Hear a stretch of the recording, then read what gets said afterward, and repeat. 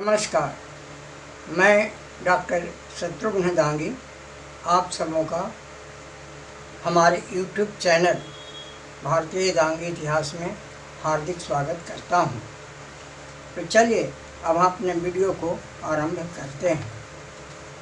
आज का विषय है विश्व का सर्व प्राचीन शिक्षा केंद्र तक्षशिला।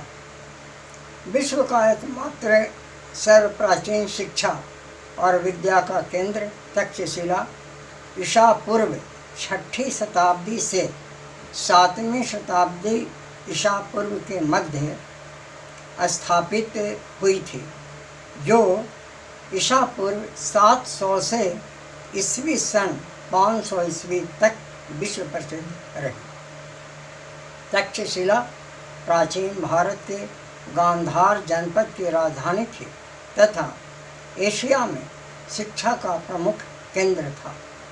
इस विश्वविद्यालय में भारत के अलावा एशिया भर से विद्वान चीन, सीरिया, ग्रीस, बेबीलोन आदि देशों से शिक्षा ग्रहण करने आते थे। इस विश्वविद्यालय में आचार्य चाणक्य और पाणिनि जैसे उद्भट विद्वान शिक्षा ग्रहण की थी। माना जाता है कि इस विश्वविद्यालय में पूरे विश्व के 10,500 से अधिक छात्र अध्ययन करते थे। यहाँ 60 से भी अधिक विषयों की पढ़ाई होती थी। इसका कोई एक केंद्रीय स्थान नहीं था, यह विस्तृत भूभाग में फैला था।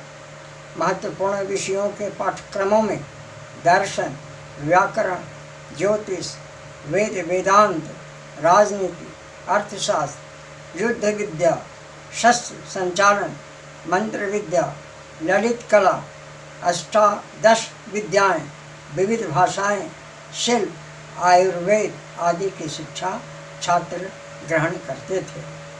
तक्षशिला आयुर्वेद विज्ञान का सबसे बड़ा उन दिनों केंद्र था। उन दिनों मस्तिष्क तथा आंतों तक का ऑपरेशन बड़ी सुगमता से की जाती थी। असाध्य रोगों का इलाज दुर्लभ जड़ी बूटियों से की जाती थी। यह प्रसिद्ध शिक्षा केंद्र गांधार देश की राजधानी तक्षशिला में स्थापित थी, जो वर्तमान में पाकिस्तान के रावलपिंडी से करीब 28 किलोमीटर यानी 18 मील दूर एक तहसील के रूप में अब विद्यमान है। इसके पास से ही जीटी रोड गुजरती है। इस विश्व स्तरीय महत्वपूर्ण ऐतिहासिक पुरातात्विक स्थल को यूनेस्को ने 1980 में विश्व विरासत की सूची में सूचीबद्ध कर लिया है। हाल के वर्षों में वर्ष 2010 ईस्वी में विश्व विरासत फंड ने इसे उन 12 स्थलों की सूची में शामिल किया है जो देख रेख के अभाव में अपूरणीय क्षति की कगार पर मौजूद है। यूनेस्को ने अपनी रिपोर्ट में इसकी बर्बादी का प्रमुख कारण अपर्याप्त प्रबंधन, लूट खसोट, संघर्ष, युद्ध और विकास न करने की मंशा को बतलाया है।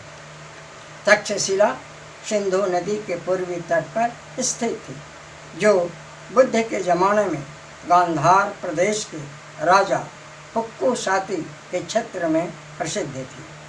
सिकंदर के आक्रमण के समय तक्षशिला एक बड़ा नगर था। यहाँ घनी आबादी थी। उपजाऊ भूमि से युक्त कुशल व्यवस्था से यह प्रदेश शासित था। सिकंदर से वहाँ के शासक ने मित्रता कर ली थी। उसकी मृत्यु के बाद उसका पुत्र आम्बी भी सिकंदर का मित्र बना रहा। बाद में चंद्रगुप्त मौर्य ने भारत के उत्तरी पश्चिमी सीमा क्षेत्रों से सिकंदर के सिपह सलारों को मारकर भगा दिया और तक्षशिला पर आधिपत्य जमाकर उत्तरापथ की राजधानी बना ली थी। बाद उसका पुत्र बिंदुसार, पौत्र सुसिंह और प्रपौत्र कोणार्क वहाँ का शासक बना रहा, परंतु मौर्य शासकों के पतन के बाद यूनानियों ने इस पर आधिपत्य जमा लिया। बाद पहली शताब्दी ईसा पूर्व में सीथियों और उसके बाद पहली शताब्दी में शकों ने आधिपत्य जमाया। कनिष्क और उसके वंशजों का भी इस क्षेत्र पर शासन रहा। बाद के वर्षों का इतिहास अंधकारपूर्ण मिलता है। 5वीं शताब्दी में हुनों ने भारत पर आक्रमण कर यूनानियों, सीथियों आदि के प्रभाव से बचकर शिक्षा केंद्र के रूप में प्रतिष्ठापित तक्षशिला को विध्वंस किया। इसके बाद जो भी अस्तित्व में बचे उसे मुस्लिमों ने यूनेस्को द्वारा विश्व धरोहर में सम्मिलित करने के पूर्व नेस्त नाबूद कर इसके अस्तित्व को मिटाने में कोई कसर न छोड़ी। यहाँ के पुस्तकों, दस्तावेजों, पांडुलिपियों आदि को जो उन्होंने अग्नि के हवाले किया वह 6 माहों तक जलता रहा। ईसा पूर्व 6ठी शताब्दी बौद्ध काल में इसकी महत्ता चरम पर जबकि थी। यह विश्वविद्यालय हिंदू तथा बौद्ध दोनों के लिए महत्वपूर्ण केंद्र था। ऐतिहासिक रूप से यह विश्वविद्यालय 3 महत्वपूर्ण मार्ग संगमों पर स्थापित था। प्रथम उत्तरा पथ यानी ग्रैंड ट्रंक रोड जो गांधार से मगध को जोड़ता था। दूसरा उत्तर पश्चिमी का मार्ग जो कापिश, पुष्कलावती आदि प्रमुख स्थानों से गुजरता था। और तीसरा सिंधु नदी मार्ग जो श्रीनगर, मानसेरा, हरिपुर घाटी से रेशम मार्ग उत्तर से दक्षिण हिंद महासागर को मिलाता था। इस विश्वविद्यालय की खोज सर्वप्रथम जनरल कनिंघम ने सन 1863 में जमीन में दबे मलबों की खुदाई से की। इसकी भव्यता के विषय में जानकारी ली। यह व्यापार का भी उन दिनों बड़ा महत्वपूर्ण केंद्र था। यहाँ से बहुमूल्य मोतियों, चंदन, रेशम, मसालों आदि के व्यापार सुदूर देशों से होते थे।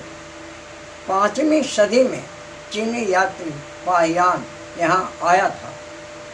उसने अपने वृतांत में यहाँ के भव्य शहर के साथ विश्वविद्यालय की भव्यता को भी देखा था, किंतु जब 7वीं सदी में चीन का ही शियान जांग नामक भिक्षु यहाँ आया तो इसे वीरान और पस्त मलबों के बीच पाया। इतिहासकारों का मत है कि शक और हून आक्रांता भारत तो आए तो उन्होंने सिर्फ यहाँ लूटा, विरासतों को बर्बाद नहीं किया, किंतु नष्ट और विध्वंस करने का कार्य अरब और तुर्क के मुसलमानों का है, जिसने आक्रमण कर ज्ञान की भूमि को पूरी तरह से नष्ट करने का कार्य किया ताकि यहाँ से कोई विद्वता न पा सके। वर्तमान में वहाँ सिर्फ तोड़ी गई मूर्तियों, बौद्ध प्रतिमाओं तथा विहारों के अवशेष पाए जाते हैं, जिसे विश्व धरोहर में यूनेस्को द्वारा सम्मिलित कर लेने, सुरक्षित और संरक्षित कर लेने के बाद बड़ी संख्या में दूर दूर से पर्यटक यहाँ उसे देखने आते हैं। बस आज के एपिसोड में इतना ही। यह एपिसोड अच्छा लगे तो इसे सब्सक्राइब करें, शेयर करें और लाइक अवश्य करें। धन्यवाद।